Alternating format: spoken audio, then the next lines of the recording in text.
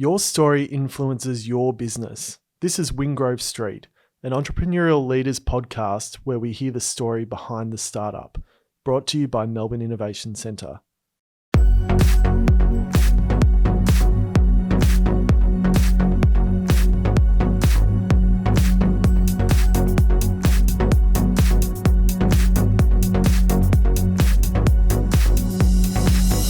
Hi everyone, David here. At MIC, we are fortunate to work with many outstanding startups and entrepreneurs, and we thought, what better platform than a podcast to tell useful founder stories, learning from their challenges and breakthroughs.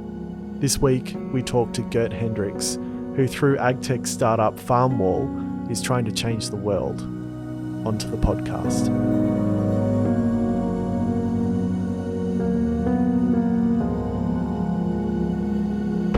Welcome to the inaugural MIC podcast, and we're joined this afternoon on a Friday with the founder of agtech startup Farmwall, Geert Hendrix. Welcome, Geert. How are you? Thanks, David. I'm good, yes. Aside from the winter kicking in and getting colder outside, you can see I'm kind of like... It has been very fresh. It's been very fresh, but yeah. Yeah, we don't escape it here in the elements. So I guess just to jump straight into it, the pitch of Farmwall, tell us a bit about Farmwall. Oh.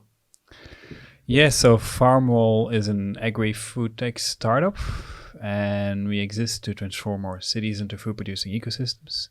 So we want to grow as much food in the city as we possibly can, and nutrition. And we're designing the technologies and the business models that are going to allow for food to be grown in the city. And in the meantime, like educate about it and create an experience around food that is going to be much bigger than the actual produce itself. Yeah. And I guess an extension of that about yourself, a bit about your personal journey. And I personally know some of the motivations behind your journey, but what was life like for you growing up? And tell us a bit about your background.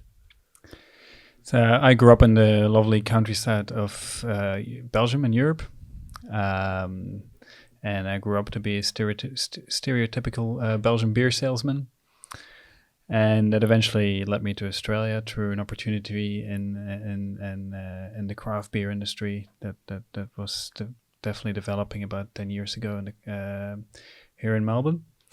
And eventually there was a lot of good fun, but there's only so much purpose in beer in one's lifetime. And I think as a student and in your 20s, it's all fun and good, but I think that purpose wasn't being met in my 30s. And yeah, I kind of rediscovered the things I loved doing as a kid, which was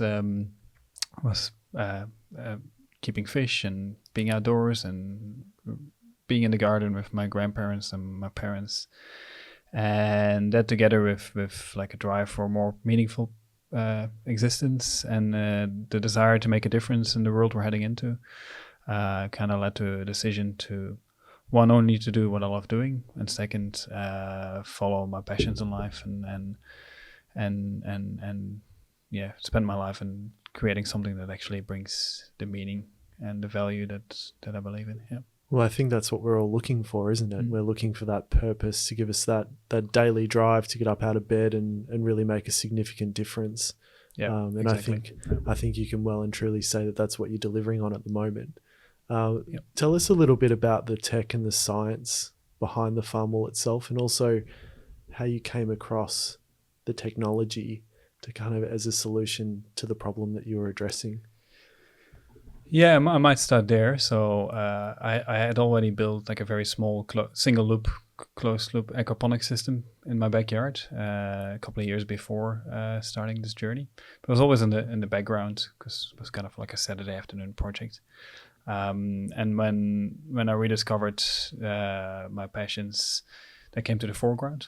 Because when you talk about sustainability and aquaponics is such a beautiful example of how a closed loop food system could look like. And the next element that came to the table there was imagination, I guess. Like how can this aquaponic science, where the fish feed the plants and the plants take the toxics out for the fish, and it's all one closed system. How can we use that and implement it in our day-to-day lives, where it not only is productive and brings us fresh food, but also becomes part of our day-to-day living environments, and actually becomes a joy to look at as well.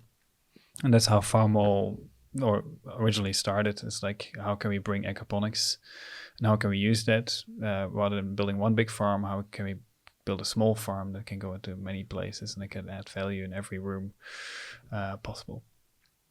And over time,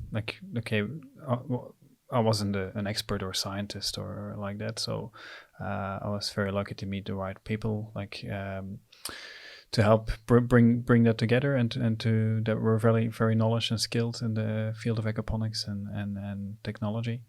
And over time, other tech came in, like IoT and AI and system engineering and mechanical engineering and sensor technology, and that's all part of a Farmwall now.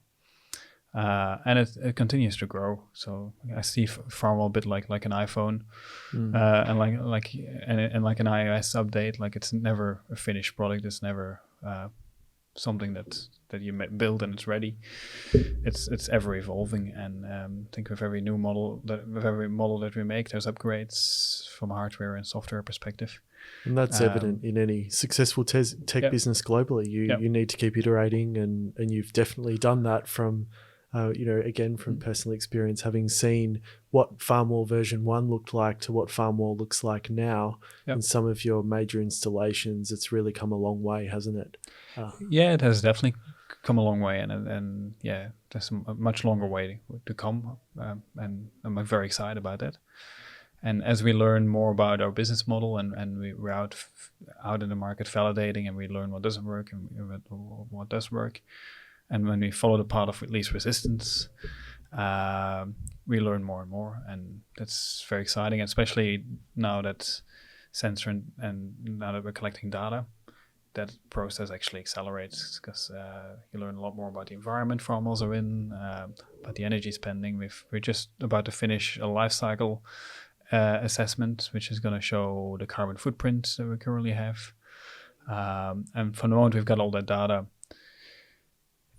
in front of us, we can start making better decisions to fine-tune that and to really work with it. That's luxuries we didn't have at the start. We were just prototyping with Bunnings racking and yeah, well, I guess tell us about that. Tell us about not necessarily just building that initial prototype, but you've got that initial prototype, you've got it out in the marketplace. What was it like receiving that initial anecdotal feedback, and how did you take that on board, and how did that contribute to version 2, version 3? Yeah, so what we did initially was before we even built a prototype, was making a 3D render. And with that 3D render and a letter of intent, we went out to cafes and restaurants and spoke to chefs and would you be interested in using this? And we learned very quickly that at the time it was twice the size of what it is now. We learned very quickly that a chair and like a table and 2 chairs can be very valuable. So you can't take up a lot of space. Yes, it has to fit through a door, through an elevator, through all these different elements. We learned very early in the process by going out and knocking on doors, because you're making an assumption, you got a dream and an idea, and that's very cool. But by being open for feedback, it actually and actually going out, that can improve very quickly. And by adjusting it, it becomes a better model over time. Yeah, and that process again doesn't stop either. So we still, like now, working with corporates and working in schools, the demands of what a unit needs to be doing continuously changes, or not necessarily that the previous is being added to, let's say it that way. Well, let's talk about that then. So the initial phases, the early adopters, and you had some fantastic supporters here in Melbourne in terms of that the early installations and that early validation within venues. And then you've changed tack slightly, and this corporate opportunity evolved. So tell us a little bit about, firstly, that initial stage within venues, and then moving to this, what we're referring to as a sustainability as a service model. Really interested in that. Yeah, so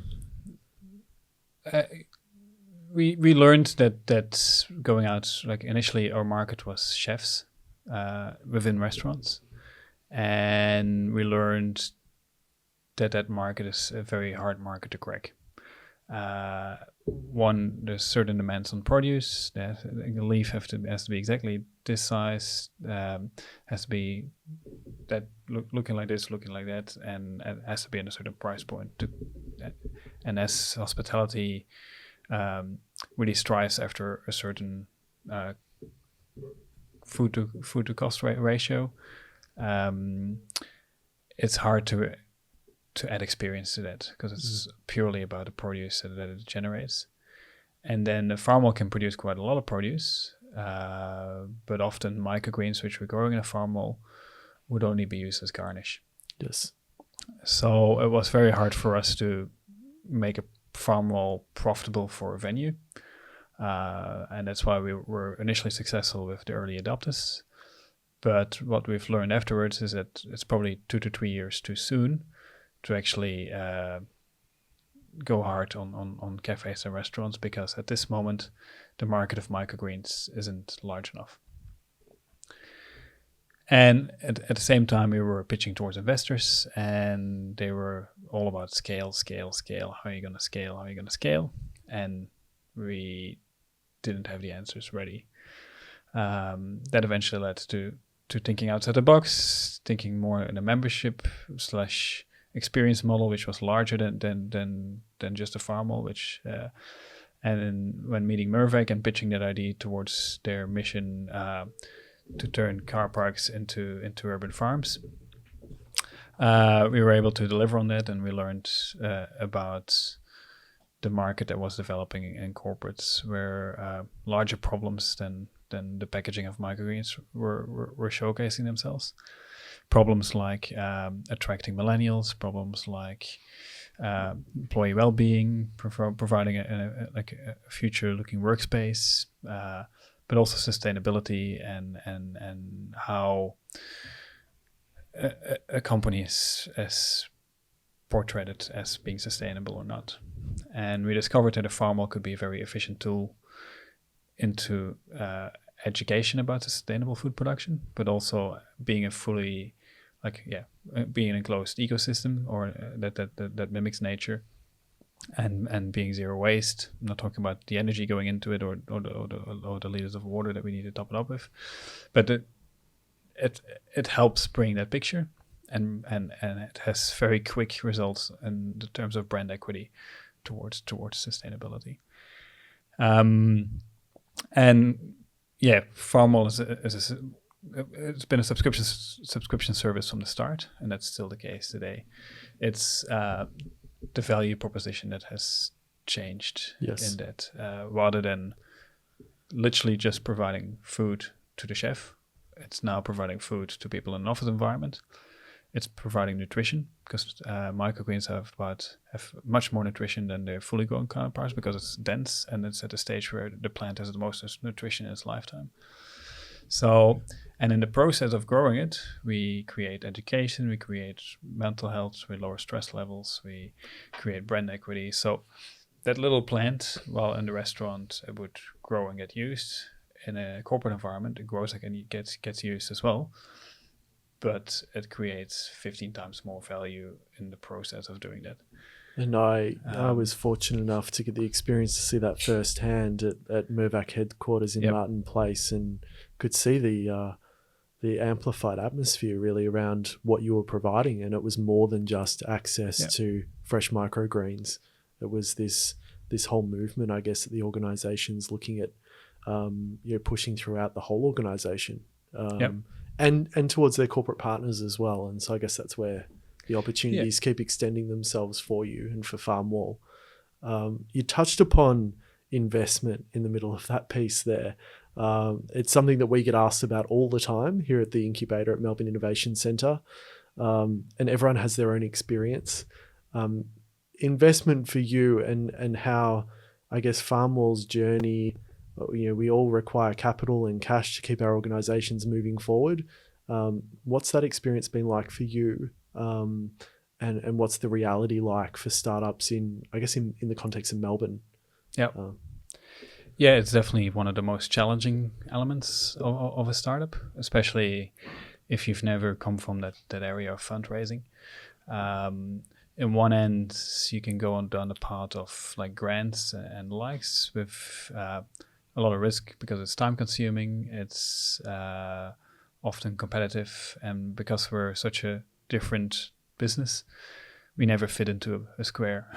Yeah, definitely not. And so up until today, we haven't successfully gotten, except from a bit of R&D grants, but we haven't raised $1 through grants, which you could question then towards the system and the government, like why does a startup like us? We could have another couple of podcasts on that very topic. Doesn't fit into anything that's being offered, and can't succeed into getting support from the government.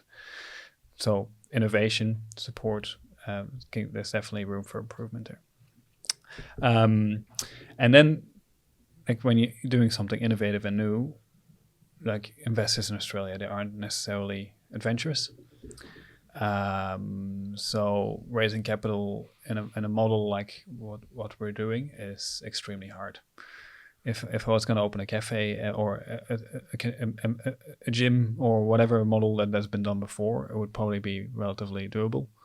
But we've got to fight for it very hard, to showcase that what we got is actually going to be scalable and is going to return the funds that we claim it will be. And everybody around us sees the opportunity and feels the opportunity and can see that what we're doing has a lot of traction.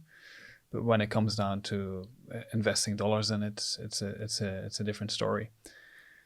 And that led us to look for funding in a way where we look for organizations that can fund us that have other benefits from supporting us rather than just seeking a 10 times return. Yes. Because unfortunately, if people looking for a 10 times return, an agtech business takes 10-15 years to build. Yes. An agtech business is a business model that's takes longer to develop than any other tech business.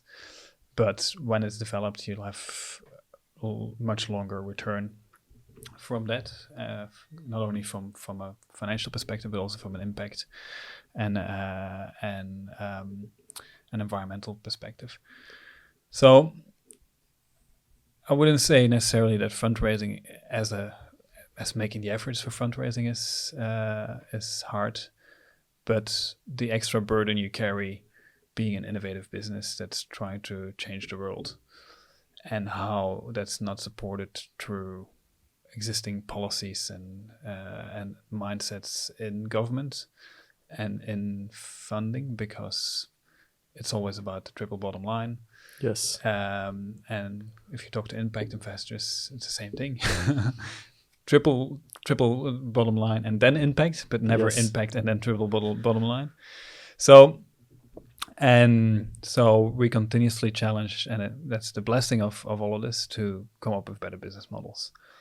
And Serena and myself have been literally, like, for the last 2 years, like, accelerating through the landscape, continuously working on our business model and on the validation, and very, very quick, fast paced. And I think that's been our blessing so far.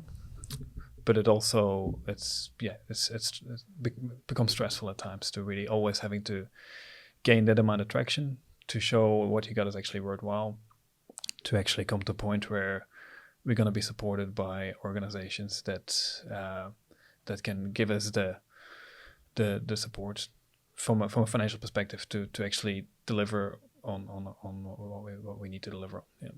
I guess that leads me to another question now. So when I think about Farmwall, I think that it's obviously got a very grand vision and a really tough execution model in terms of the amount of effort required, and really you're changing mainstream attitudes around what food growing within our cities can look like, and obviously all of those flow-on effects that you've talked to. But at the same time, the model's receiving a lot of attention. So there are a number of people who are very interested in the model. Anyone that I talk to about Farmwall always want to know more. They would have come down here to MIC Alphington and have a look at it in practice.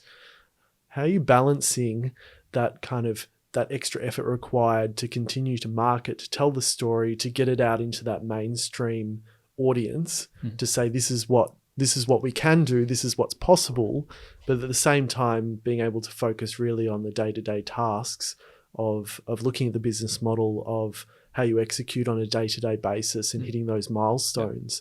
And I know we had the conversation prior to you coming in, and I said, do you have the 15, 20 minutes to chat today? Because I know you're incredibly busy. How are you finding that I guess that tension and struggle between where you allocate your scarce resources, really? Yeah, and one element and one reality of urban farming and growing food in the city is that it's extremely labor intensive on top of that as well. So even though like another tech business can streamline itself with 2 or 3 people, we at this stage need 8, 9 people to do what we're doing. So it often means that we're very thin spread. And not because we want to be thin spread, but because when you're traveling at that velocity, and you need to travel at that velocity to prove what you need to be proving, you can only do the best you can with what you got. And you gotta have a bit of faith that what you're doing at the time is not always rationally the right thing, but it leads to the next and to the next and to the next. And I think just only about a week ago now, we've really found our sweet spot and our direction, and we've laid a strategy for the next 10 years, and we know exactly where we're going.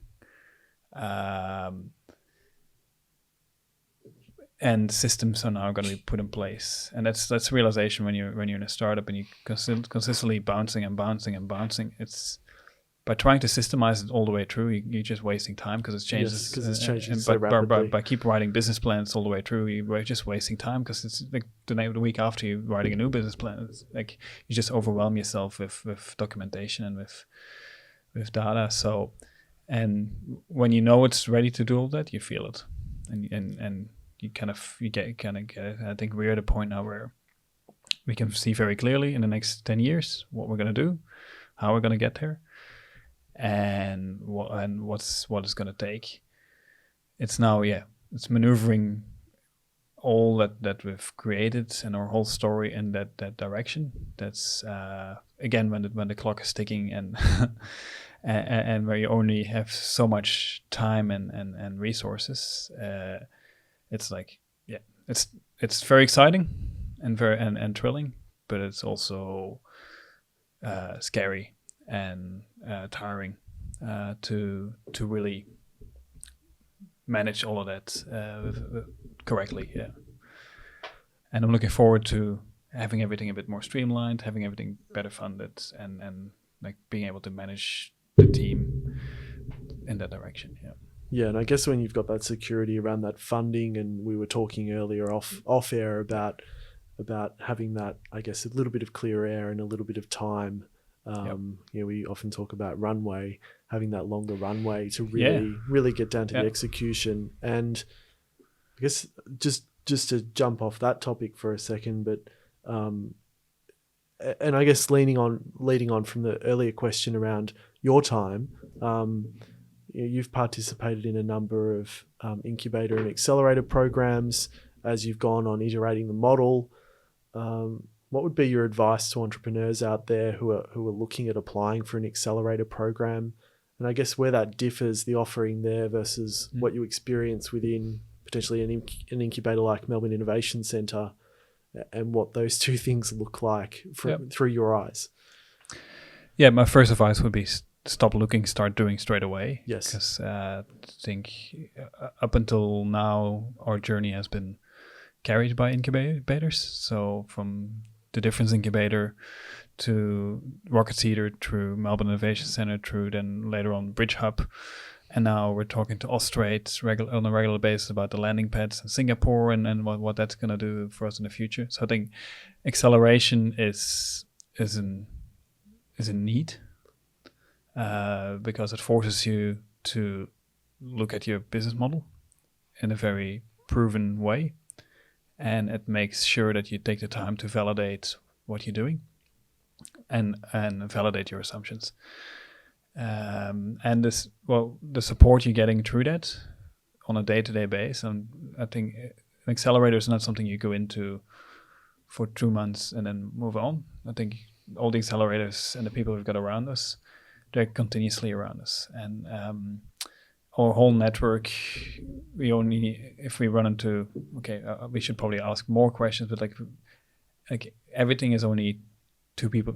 Every problem is only 2 phone calls away to being solved. That's excellent. And it just provides us with with the confidence and the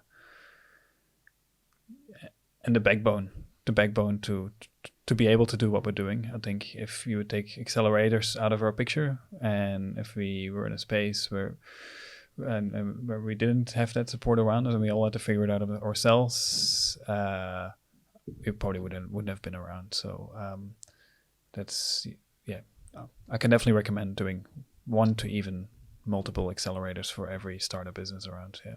And I think that's what we're seeing evidence of the really successful startups in Melbourne at the moment, is that they have had a number of experiences across a range of accelerator programs. And I was having this conversation with a number of founders last night at our Darebin Pitch It program, in that they pick up 1 to 2 really key points or contacts from each accelerator program that help drive their business forward. Yep. And I think it's also down to the attitude of the founders themselves to have an open mind that we may cover off on material that we may have completed a value proposition canvas 15 times, but each time it's going to look vastly different. Absolutely. And that I guess that openness and that willingness to continue to learn and adapt and develop is what we see as a consistent theme among successful startups. And no business is an ID. I want to maybe say that as well. Every business is a journey.